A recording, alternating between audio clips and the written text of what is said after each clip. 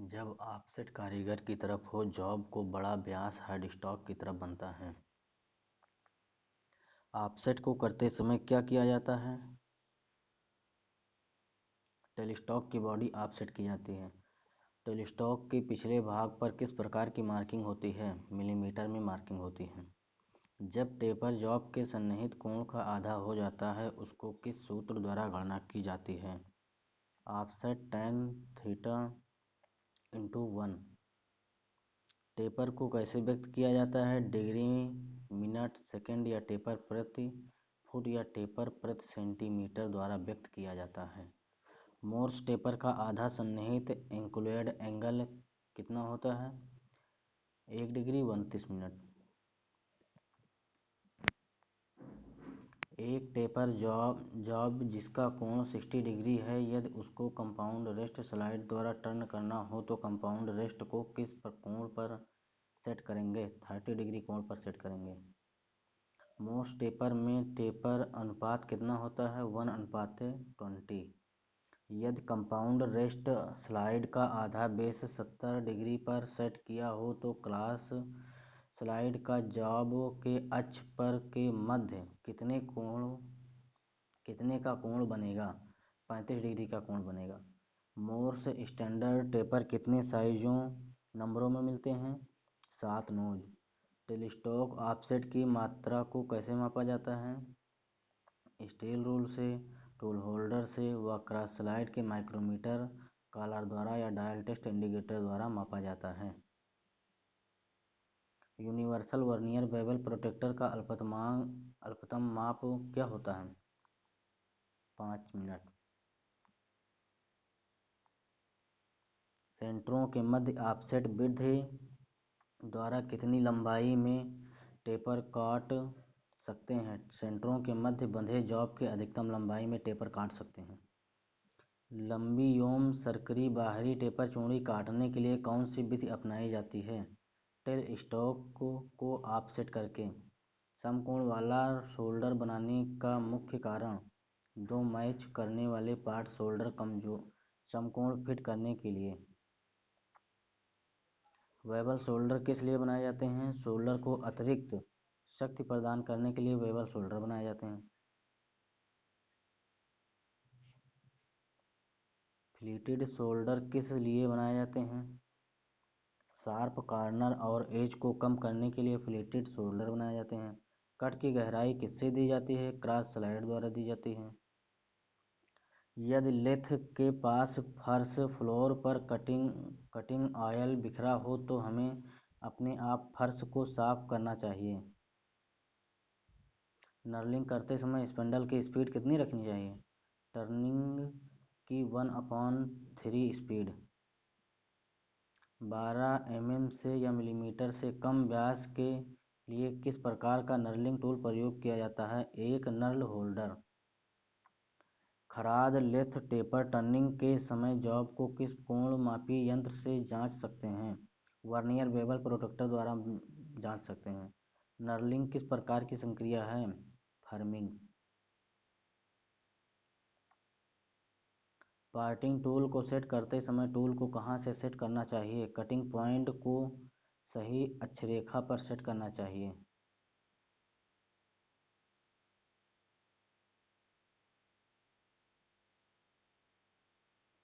Facing plain turning, step turning, chamfering कौन सी संक्रियाएं हैं? बाहरी संक्रियाएं हैं।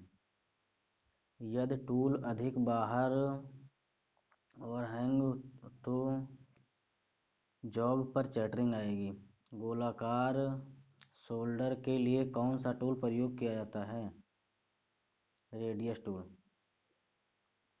स्टडी रेस्ट का प्रयोग किस लिए किया जाता है? जॉब को सहारा देने के लिए स्टडी रेस्ट का प्रयोग किया जाता है। स्टडी रेस्ट पैड किस धातु के बने होते हैं? ब्रास के बने होते हैं। फेस प्लेट, ड्राइविंग प्लेट तथा चक को स्पिंडल पर क्या एक ही तरह से पकड़ते हैं? टेपर स्पिंडल नोज द्वारा पकड़ते हैं। ड्राइविंग प्लेट किस लिए प्रयोग की जाती है? शाफ्टों को डॉग कैरियर जॉब कैरियर की सहायता से केंद्रों के मध्य घुमाने के लिए। कैश प्लेट का आकार कैसा होता है? केवल एक स्लाइड होती है। आड़े टेढ़े विकृत आकार वाले जॉब के फेस को टर्न करने के लिए इसे किस पर बांधा जाता है? फेस प्लेट पर बांधा जाता है। लेथ चक को स्पिंडल पर किस प्रकार चढ़ाते हैं टाइट करते हैं? हाथ द्वारा। फेस प्लेट किसे पकड़ने के लिए प्रयोग की जाती है? अनियमित जॉब को पकड़ने के लिए प्रयोग की जाती है फेस प्लेट। फेस प्लेट पर बंधे जॉब को किस लिए बैलेंस किया जाता है? जॉब को एक समान एक सही घुमाने के लिए। ट्रैवलिंग फ्लोवर स्टडी में कितने पैड होते हैं? 2। ट्रैवलिंग स्टडी को कहाँ पर कसा जाता है? कैरिज पर। ऑर्थोगोनल कटिंग का मुख्य लाभ? इससे लोड टूल के बहुत बड़े भाग में बंट जाता है। ऑब्लिक कटिंग का प्रयोग किसके लिए किया जाता है? फिनिश टर्निंग के लिए। BIS से क्या अभिप्राय है? Bureau of Indian Standard. Tumbler gear unit में 3 गियर होते हैं। टम्बलर गियर का कार्य फीड की दिशा बदलने के लिए। फीड बदलने वाले लीवर का प्रयोग क्रॉस फीड की लॉन्गिट्यूडिनल फीड लगाने के लिए। हाफ नट लीवर को के लिए प्रयोग किया जाता है। चूड़ी काटने के लिए प्रयोग किया जाता है। फोर्जिंग क्रिया में कौन से हैमर का प्रयोग करके किसी निश्चित आकार में ढाला जाता है? Sledge hammer. कौन सी फोर्ज एक ही स्थान पर फिक्स रहती है? स्टेनरी। एनविल कौन सी धातु का बनाया जाता है? माइल्ड स्टील का एनविल बनाया जाता है। जॉब को एनविल के किस भाग पर रखकर चोट लगाई जाती है? फेस पर रखकर चोट लगाई जाती है। फोर्जिंग शॉप में चोट लगाने के लिए कौन से टूल का प्रयोग करते हैं? हैमर का प्रयोग करते हैं।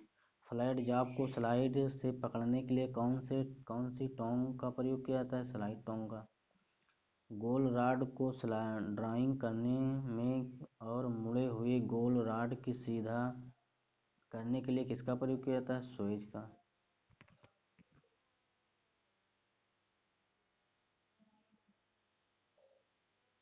फोर्ज में कोयले को डालने और राख को निकालने के लिए किस का प्रयोग किया जाता है? शोवल को।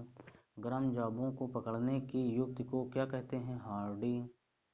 लोहे के सरिये को मोड़ने की प्रक्रिया क्या कहलाती है? वेल्डिंग। एनविल कहाँ प्रयोग किया जाता है? ड्राफ्टिंग के समय सपोर्ट के लिए। गर्म जॉब को पीट कर लंबाई चौड़ाई बढ़ाने की क्रिया क्या कहलाती है? जंपिंग कहलाती है।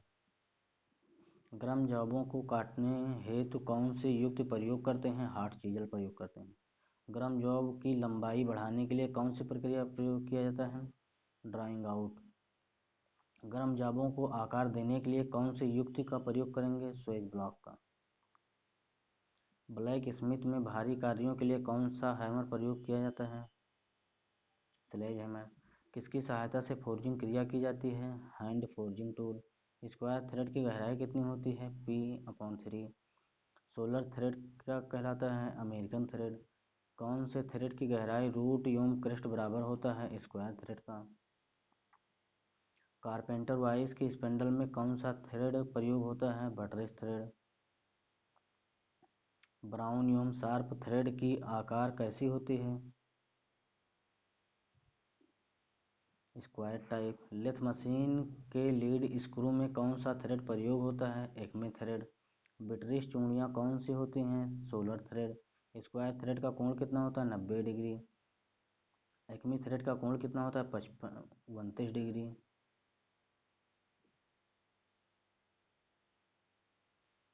BSP थ्रेडों का एंगल कितना होता है? 55 डिग्री। थ्रेड के क्रेस्ट एवं रूट के मध्य के लंबवत चूड़ी क्या कहलाती है? Depth of thread.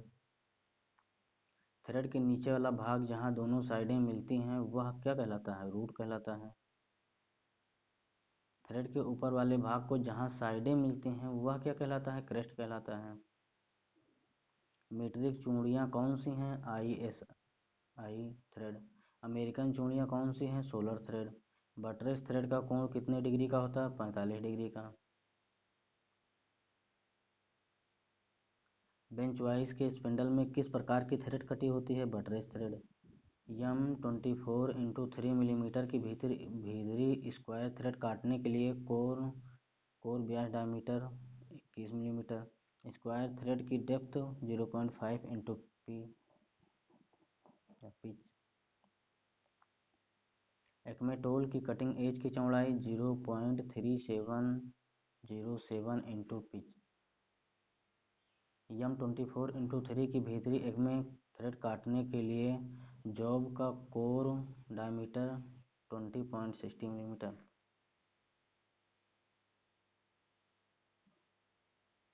Square thread के लिए टूल की कटिंग एज की चौड़ाई 0.5 इंटू पिच। बटरेज थ्रेड में थ्रेड की गहराई depth 0.75 into pitch. Acme thread के टूल के सन्निहित कोण 130 डिग्री। बटरेज थ्रेड का प्रयोग जहां एक साइड में अधिक दबाव पड़ता हो। वह कौन सी थ्रेड है जो शक्ति संचालन के लिए प्रयोग की जाती है वह जिसे आसानी से काट सकते हैं? बटरेज थ्रेड। थ्रेड स्नैप गेज का प्रयोग बाहरी चूड़ियां जांचने के लिए। एडजस्टेबल थ्रेड स्नैप गेज को थ्रेड के डायमीटर के अनुसार एडजस्ट करते हैं। थ्रेड स्नैप गेज का फ्रेम होता है सी आकार का होता है। मल्टीपल थ्रेड वाला जॉब एक चक्कर जितना आगे जाता है उसे कहते हैं लीड कहते हैं।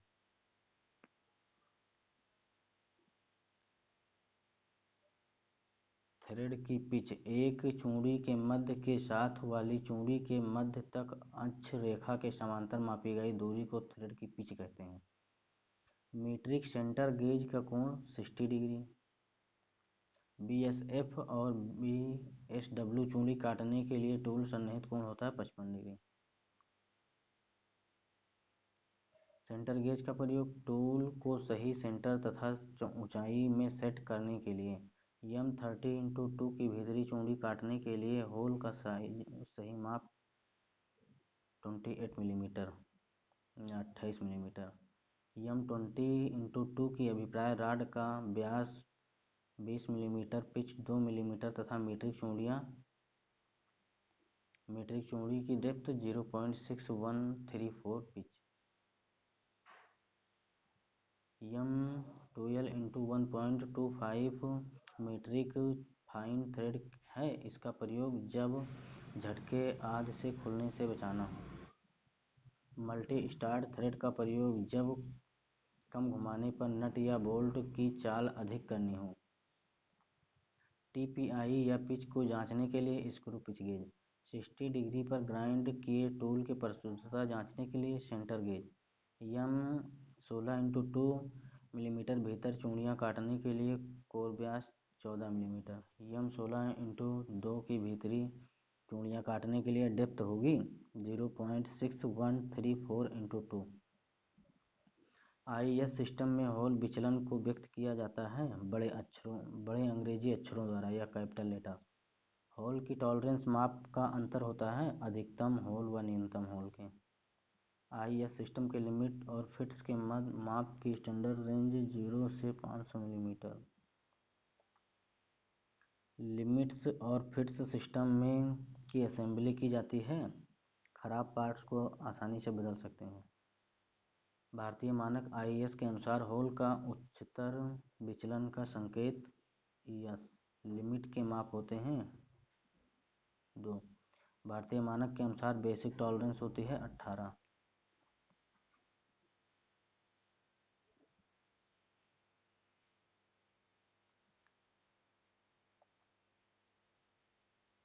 विचलन होती है शून्य, निगेटिव या पॉजिटिव। माइल्ड स्टील टर्न करने के लिए सोल्यूबल ऑयल का प्रयोग किया जाता है। सर्वो कट एस को पानी में मिलाया जाता है 5%। पर शुद्ध ग्राइंडिंग के लिए कटिंग ऑयल प्रयोग करना चाहिए synthetic soluble oil. Cast iron की कटिंग के लिए कौन सा लुब्रिकेंट प्रयोग में लाया जाता है शुष्क हवा या वायु? किस उपकरण द्वारा लुब्रिकेंट को मशीनों में दिया जाता है? Oil can, oil gun, grease gun द्वारा।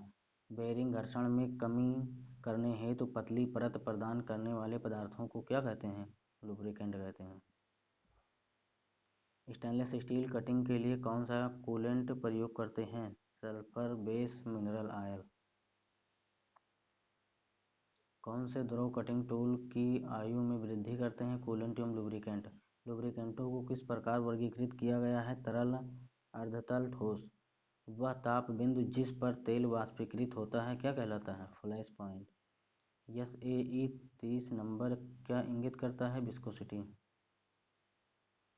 खनिज तेल कौन से होते हैं? मिट्टी का तेल।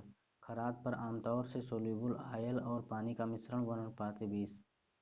यदि खराद पर कार्य करते समय शीतलक फर्श पर बिखर जाए तो अपने आप हाथ से साफ कर लेना चाहिए। जॉब पर शीतलक प्रयोग करते समय चुनें उच्च कटिंग स्पीड। जब कटिंग ऑयल कूलेंट तैयार करते हैं तो सोल्यूबल ऑयल को पानी में मिलाना चाहिए।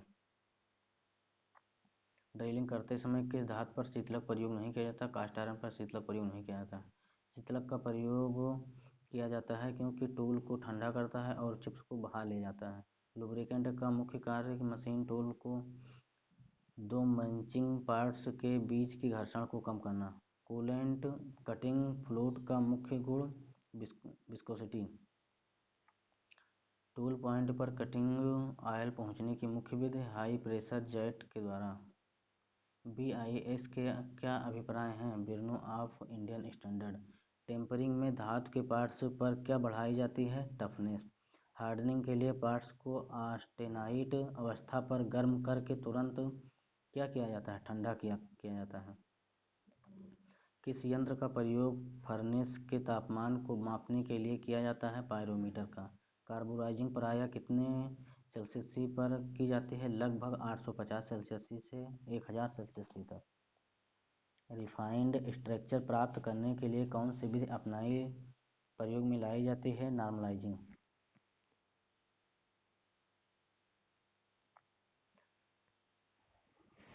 स्टील की हार्डनिंग करने के लिए प्रायः कितना तापमान रखा जाता है? 790 सेल्सियस से 800 सेल्सियस तक। लोहे व कार्बन का रासायनिक केमिकल मिश्रण है सीमेंटाइट। गामा लोहे व कार्बन का घोल है ऑस्टेनाइट। फेराइट और सीमेंटाइट के मिलने पर लेमिनेटेड स्ट्रक्चर बनता है, पेरलाइट बनता है। जिस स्टील में 0.83% कार्बन होती है उससे स्टील की बढ़ जाती है, स्ट्रेंथ बढ़ जाती है। स्टील की कार्बन की मात्रा बढ़ने से कठोरता बढ़ती है। शुद्ध लोहे का स्ट्रक्चर क्या है? सीमेंटाइट। स्टील की आंतरिक बनावट में किस तापमान पर परिवर्तन होने आरंभ होते हैं? लगभग 723 सेल्सियस पर। अपर क्रिटिकल तापमान स्टील में किसकी मात्रा पर निर्भर करता है? कार्बन। धातु में कठोरता का गुण लाने के लिए कौन सी विधि होती है? हार्डनेस। धातु में भंगुरता को कम करने के लिए क्या किया जाता है? टेम्परिंग। सिंगल हीटिंग विधि में कार्य को अपर क्रिटिकल तापमान से लगभग कितने सेल्सियस तक गर्म किया जाता है? 30 सेल्सियस से 50 सेल्सियस तक। चीजल को लगभग कितने मिलीमीटर तक की लंबाई तक ठंडा किया जाता है? 12 से 13 मिलीमीटर तक। लो कार्बन स्टील की पार्ट्स के सरफेस को हार्ड करने के लिए प्रक्रिया की जाती है केस हार्डनिंग। एनीलिंग में धातु के पार्ट को उनके अपर क्रिटिकल तापमान पर गर्म करने के बाद क्या किया जाता है? ठंडा किया जाता है। एनीलिंग से अभिप्राय है धातु को नरम हालात में लाने से। कार्बन स्टील को 730 सेल्सियस तक गर्म करके धीरे धीरे उसी भट्ठी में ठंडा करने की प्रक्रिया को कहते हैं एनीलिंग कहते हैं। हाई स्ट्रेंथ वाले नट एवं बोल्ट किस होते हैं? टेम्पर। केस हार्डनिंग को किया जा सकता है माइल्ड स्टील। अधिक ब्रिटलनेस को दूर करने के लिए चीजल को किया जाता है? टेम्परिंग किया जाता है। कार्बन स्टील को टेम्पर किया जाता है 200 सेल्सियस से 300 सेल्सियस तक। कार्बन स्टील को टेम्पर किया जाता है, टेम्परिंग की जाती है। स्टील को गर्म व ठंडा करके इसमें इच्छित गुण प्राप्त करने की क्रिया को क्या कहते हैं? हीट ट्रीटमेंट कहते हैं। एनीलिंग के लिए की जाती है मशीनिंग के गुण को बढ़ाने के लिए एनीलिंग की जाती है। स्टील की मात्रा के आधार पर उचित तापक्रम तक गर्म करके धीरे धीरे रूम टेम्परेचर में ठंडा करने की प्रक्रिया को क्या कहते हैं? नॉर्मलाइजिंग कहते हैं। कौन सा कार्बन व लोहे का एलॉय है जिससे कार्बन मिश्रित रूप में पाई जाती है? स्टील पाई जाती है। वह कौन सी विधि है जिससे फाइन ग्रेन एक सार स्ट्रक्चर व मैकेनिकल गुणों में सुधार होता है? नॉर्मलाइजिंग।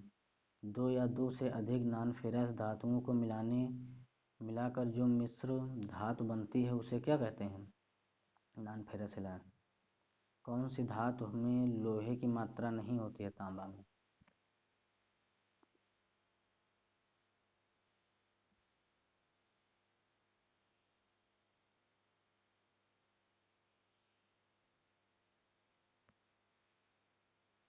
धातु के किस गुण में धातु को चुंबक अपनी ओर खींचता है? चुंबकीयता के गुण के कारण। धातुओं को मिलाकर क्या बनाया जाता है? मिश्र धातु बनाया जाता है। किस अयस्क में लोहा 60% होता है? निमोलाइट में। लोहे के अयस्क को छोटे छोटे टुकड़ों में तोड़ दिया जाता है, इस विधि को क्या कहते हैं? सांद्रण विधि कहते हैं। सबसे रफ लोहा कौन सा होता है? Pig iron. पिग आयरन में लोहे की मात्रा कितनी होती है? 93%। कास्ट आयरन में कौन सा गुण अधिक पाया जाता है? ब्रिटनलेस। स्टील में कौन सी धातु मिलाने से इसकी इलास्टिक लिमिट बढ़ जाती है? क्रोमियम। जिंक कौन से अयस्क से बनाया जाता है? जिंक सल्फाइड से। वह धातु कौन सी है जिस पर जंग नहीं लगता और बिजली की सुचालक है? ड्यूरेलुमिन एलॉय। टेलीस्कोपिक गेज किस काम आता है? बड़े सुराखों के आंतरिक व्यास चेक करने के लिए। किस गेज द्वारा ड्रिल का साइज ज्ञात किया जाता है? ड्रिल गेज द्वारा। एक ड्रिल का कोण किस गेज द्वारा मापते हैं? एंगल गेज द्वारा। किस गेज द्वारा कार्यखंड की आंतरिक एवं बाहरी त्रिज्या मापी जाती है? रेडियस गेज द्वारा। स्क्रू थ्रेड का पिच किस गेज द्वारा मापते हैं? स्क्रू पिच गेज द्वारा। साइन बार का प्रयोग करते समय कौन सा गेज प्रयोग करते हैं? Slip gauge. सुराख की जांच करने के लिए कौन सा गेज प्रयोग करते हैं? Plug gauge. मास्टर गेज की प्रशुद्धता कितनी होती है? 0.001 इंच। लिमिट गेज से क्या तात्पर्य है? गो सिरा सुराख में जा सकता है परंतु नो गो सिरा नहीं जा सकता। किस गेज द्वारा 5 मिनट से अधिक सूक्ष्मता से मापा जा सकता है? साइन बार गेज द्वारा। टेलीस्कोपिक गेजों के द्वारा कहाँ से कहाँ तक माप सकते हैं? 10 मिलीमीटर से 150 मिलीमीटर तक। स्मॉल होल गेज द्वारा अधिकतम कहाँ तक माप सकते हैं? 12.7 मिलीमीटर तक। कौन से गेज द्वारा दो माउंटिंग पार्टों का गैप मापते हैं? फीलर गेज द्वारा। धातु की शीटों एवं तारों की मोटाई किस गेज से मापते हैं? वायर गेज से। गेज किस धातु का बनाया जाता है? टूल स्टील का गेज बनाया जाता है। इंस्पेक्शन गेज की प्रशुद्धता कितनी होती है? 0.0003 इंच। वह गेज जिससे चौड़ाई, मोटाई, लंबाई तथा बाहरी व्यास मापा जाता है। स्निप गेज द्वारा।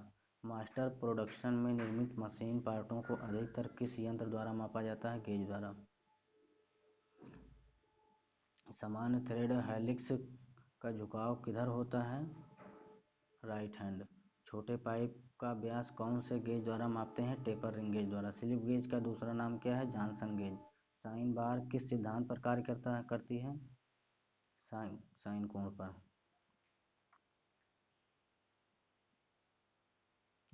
या त्रिकोणमितीय सिद्धांत पर काम करती है। वर्नियर बेवल प्रोटेक्टर के किनारे कोण पर बने होते हैं? 45 डिग्री या 60 डिग्री।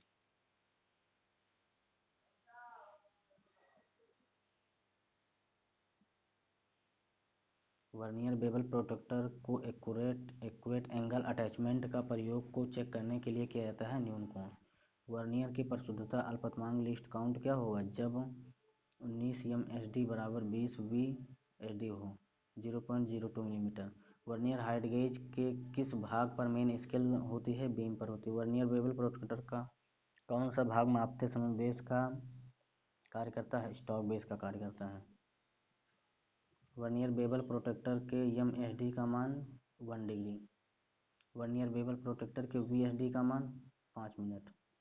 वर्नियर हाइट गेज के आधार डेटम कौन सा है? आधार। वर्नियर हाइट गेज का वह कौन सा भाग है जिस पर मेन स्केल के भाग अंकित होते हैं? बीम पर।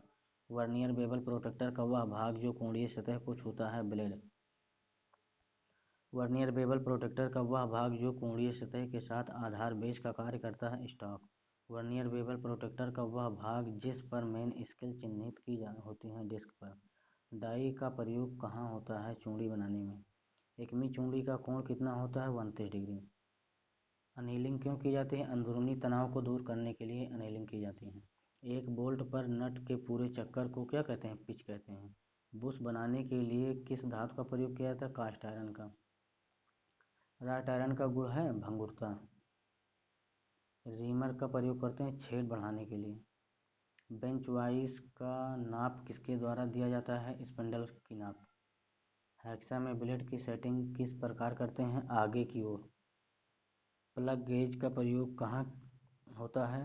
छेद की माप जांचने के लिए। स्लिप गेज को आपस में जोड़ने की क्रिया को कहा जाता है? रिंगिंग। सामान्यतया सरफेस प्लेट द्वारा क्या परीक्षण किया जाता है? सतह। हेक्सा ब्लेड पर दांतों की सेटिंग की जाती है ताकि ज़्यादा चौड़े और गहरे काट हों। बेंच वाइज के स्पिंडल पर होती है वर्गाकार चूड़ियाँ होती हैं। साइन बार एक यंत्र है कार्य का व्यास नापने के लिए। कला हथौड़े का प्रयोग ज़्यादातर होता है बढ़ईगिरी व्यवसाय में। ड्रिल में लिप क्लियरेंस कोण रखा जाता है 15 डिग्री। बेरिंग का मुख्य कार्य है शाफ्ट को सहारा देने, पकड़ने, मार्गदर्शन करने और रगड़ने से उत्पन्न गर्मी कम करने के लिए। टेम्परिंग पद्धति में धातु की भंगुरता कम करने के लिए कठोरता बढ़ाई जाती है। लिथ पर भारी छड़ों को घुमाते समय सहारा देने के लिए उपयोग करते हैं टेलीस्टॉक का।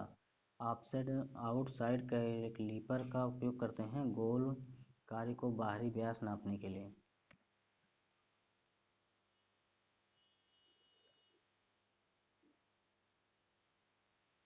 वर्नियर हाइट गेज का उपयोग किया जाता है कार्य वस्तु की ऊंचाई नापने के लिए। दस्ती धातु काट आरी का ब्लेड बने होते हैं हाई कार्बन स्टील या उच्च कार्बन स्टील के।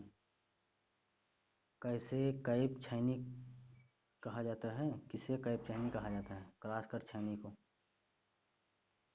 किस गेज का उपयोग दो मिलाने वाली सतहों के बीच गैप जांचने के लिए किया जाता है? फिलर गेज का प्रयोग। चिन्ह ब्लॉक अथवा सतह गेज का आधार किस धातु का बना होता है? ढलवा लोहा का। केंद्र पंच की नोक का कोण होता है 60 डिग्री से 90 डिग्री तक। रीमर सामान्यतः किस धातु के बनाए जाते हैं? औजारी मिश्र धातु के या माइल्ड स्टील के। किस रिंच या कुंजी का उपयोग खोलने सिरे वाले का सॉकेट पर वाले सेट स्क्रूओं को कसने या खोलने में किया जाता है? एलन रिंच या एलन की। किसका प्रयोग कोणीय सतहों को चेम्फर तथा अन्य कटरों की नालियाँ बनाने के लिए किया जाता है? कोणीय कटर। प्लेनिंग क्रिया के अंतर्गत किस स्ट्रोक में कटाई नहीं होती है? अग्र स्ट्रोक में। किस क्रिया द्वारा पहले से किए गए छिद्र की मशीनिंग करके बड़े व्यास या परिष्कृत बनाया जाता है? बोरिंग। सुपग्राही या बेंच बर्मा मशीनों की चाल कितना चक्कर प्रति मिनट होती है? 3000 चक्कर प्रति मिनट होती है।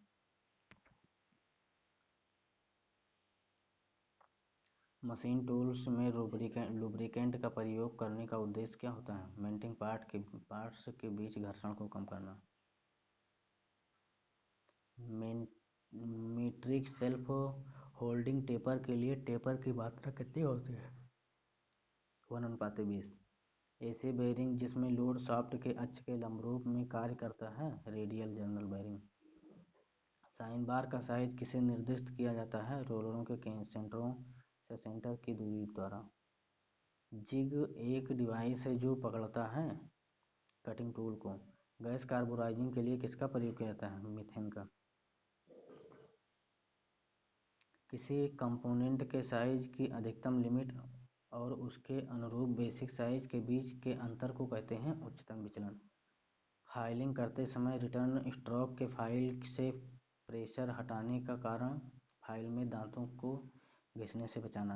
कटिंग टूल का कौन सा कार्य के साथ संपर्क में आने से कटिंग एज को रगड़ खाने से बचाता है? Clearance angle. एक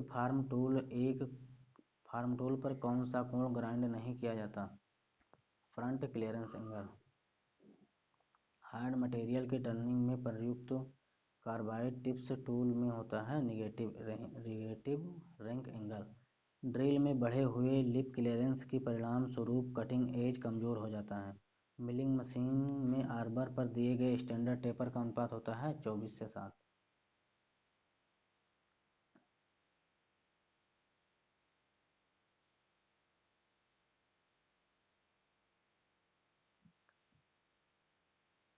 स्क्रू पिच गेज का मुख्य कार्य क्या होता है?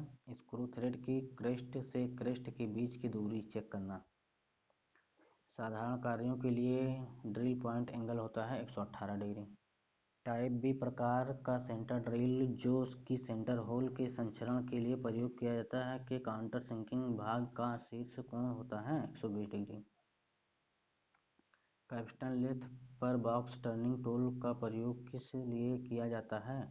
ट्रेट हेड से प्लेन टर्निंग कार्य के लिए।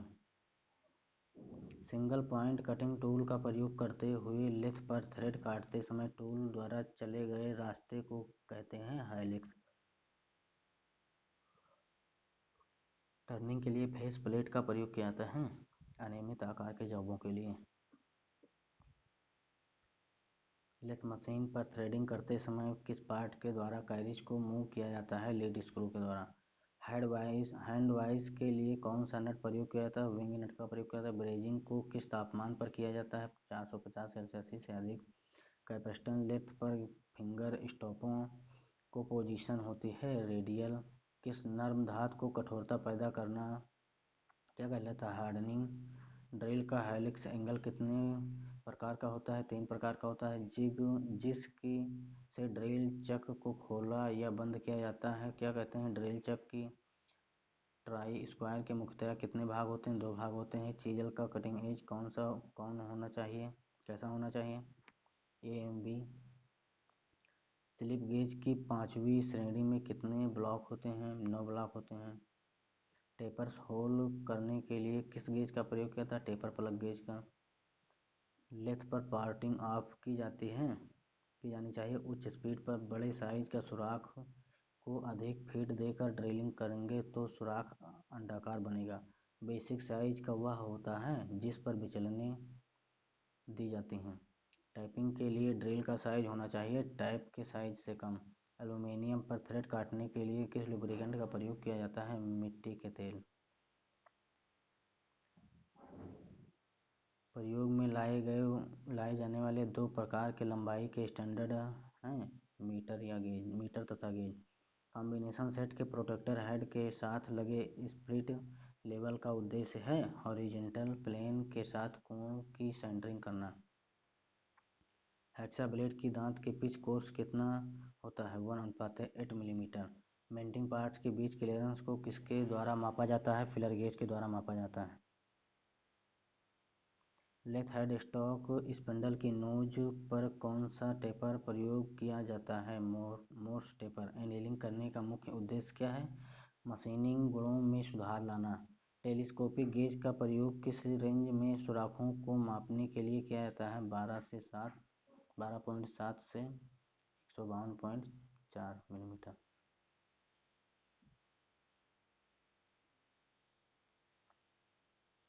फेस प्लेट का प्रयोग करते समय मशीनिंग करने के दौरान एंगल प्लेट को पकड़ा जाता है फेस प्लेट पर। किस थ्रेड्स की गहराई सबसे अधिक होती है? वर्म थ्रेड की। कास्ट आयरन में ड्रिलिंग करते समय उपयोग किया जाने वाला कूलेंट होना चाहिए सूखी हवा। लंबाई की बेसिक यूनिट एसआई द्वारा क्या होता है? मीटर। स्टील रोल की मीट्रिक सूक्ष्मता क्या होती है? 0.5 मिलीमीटर।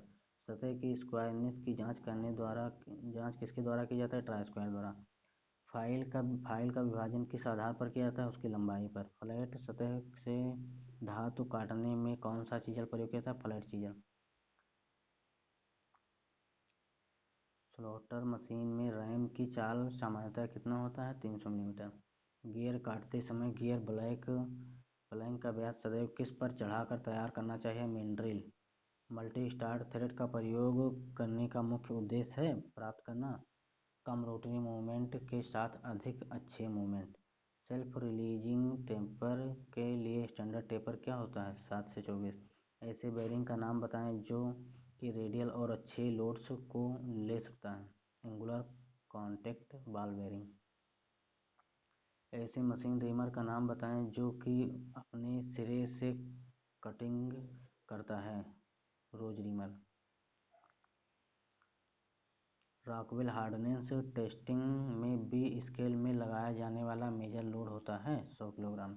बड़े व्यास की एक बोरिंग के दौरान असामान्य आवाज़ सुनाई देती है, इसका कारण बोरिंग टूल अपनी चाल में स्प्रिंग करता है। सेंटर पंच का पॉइंट एंगल था 90 डिग्री। टेपर प्लग गेज का प्रयोग किसकी चेकिंग के लिए किया जाता है? टेपर होल्स के लिए। सामान्य प्रयोग में लाई जाने वाली हेक्सा ब्लेड की स्टैंडर्ड लंबाई कितनी होती है? 250 मिलीमीटर।